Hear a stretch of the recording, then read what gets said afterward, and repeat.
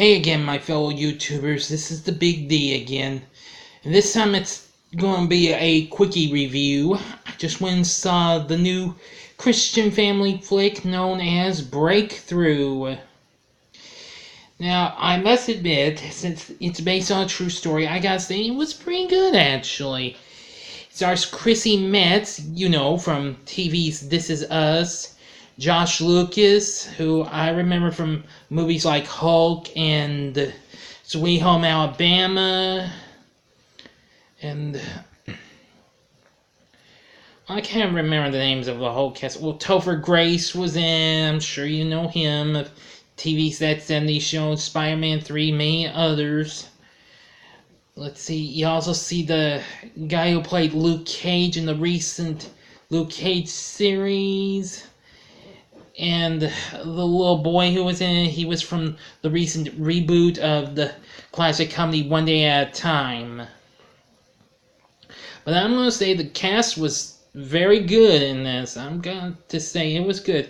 Probably one of the greatest, well, maybe not one of the greatest, but one of the best Christian-themed family flicks I've seen since last year's I Can Only Imagine, which that was actually one of my favorite movies of last year. Yes, I actually really enjoyed I Can Only Imagine. It was just so amazing. Anyway, the movie's good and all. I mean, well, now, I'm sorry I gotta give one slight negative, and that's in the music department. Now, most of the music's actually pretty good for the soundtrack. But there was this one song I was not thrilled to hear. And, oh boy, I'm going to hate myself for saying this on here on YouTube. It's Love Wins. Done by the one person who I have tried to never listen to anymore. You'll have to forgive me for saying this name in my deep, dark voice. Carrie Underwood. Yes. While I liked the movie, don't get me wrong, the movie's good, I wasn't thrilled with hearing that woman's music. Well, I mean her latest tune, which unfortunately was the second time I've heard some of it.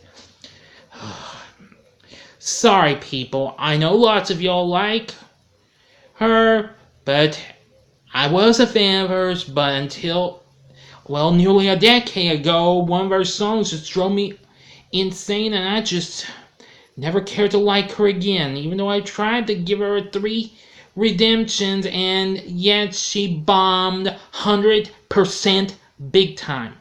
But this movie is no bomb. Like I said, Breakthrough has more good than bad. Thank you very much. Well, and it is sad in some parts, but I didn't cry. I'm pretty tough and all.